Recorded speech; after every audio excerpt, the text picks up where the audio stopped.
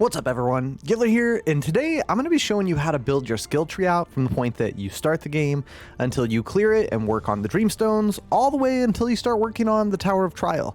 The build I'm actually going to end up showing you was so good that from the point I started the Dreamstones all the way until I started testing the Tower of Trial, which was about the 17th Dreamstone, so there's only 2 left, I didn't end up putting in any of the extra skill points I earned into my tree. I just used what I had from level 30 from when I started. Now, I am going to be talking about all 3 sections of the game and how you want to build, but before we get into it, I just want to say I am enjoying making the Godfall content and guides, so if you enjoyed the video today, please leave it a like and consider subscribing.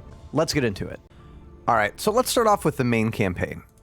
Honestly, you can pretty much build however you want during the campaign.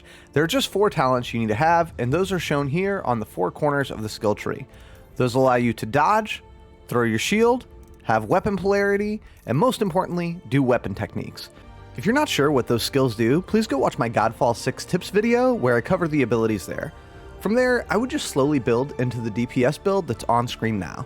This is the build that I pretty much switched to as soon as I cleared the campaign and started doing work on the Dreamstones, and it worked out so well, I didn't even end up upgrading the tree again until I hit the 11th Dreamstone. If you need a minute to copy the skills, pause the video. I'm going to show you some gameplay and talk about why I think this build is so good. So you'll see from the clips here, I'm pretty much deleting the enemies on the Gauntlet Dreamstones with this build. There's a few reasons this build seems to work so well. First, this build maxes out my crit chance and damage skill, and with those skills maxed, they give you a 10% chance to gain a greater blessing of luck, which also increases your crit chance even more, and put a mark of fragility on the enemy, which increases your damage even further to the enemy with the mark. From here, the build also focuses on maxing out the might, vitality, and all skills tree to gain more survivability, and push the damage output even higher, while then moving into maxing out the soul shatter and weapon techniques.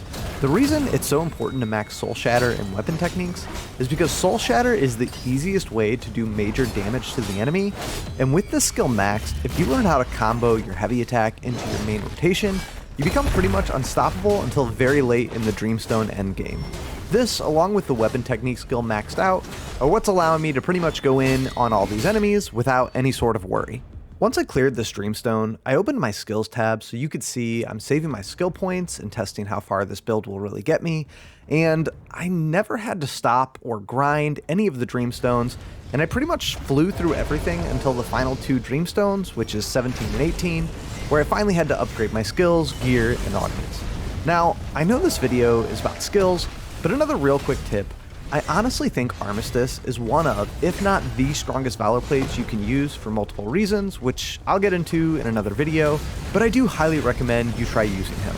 I know a lot of people are going Hinterclaw right away, and maybe Hinterclaw is better for high endgame, but from what I've seen in my testing so far, Armistice is the way to go. And finally, my current endgame build. I can't say this is for sure the best build, and in fact, it's probably not, but I just recently started climbing the tower, and I've played mostly solo, so things could be different in a group. From here, I did choose to put 1 point into takedown to help in the tower, which allows me to use a takedown after I parry small enemies, and honestly, this talent could end up being great maxed out, I just haven't had enough time to test it. I also increased my Spirit talent while maxing out weak point damage and Archon Fury ability.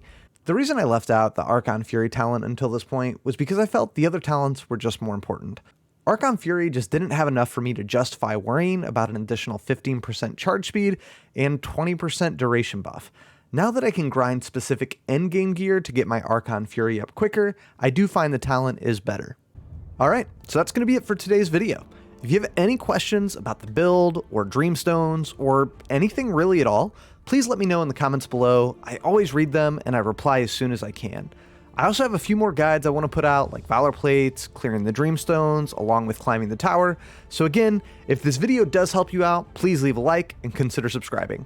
Thank you all for watching, and I'll see you next time.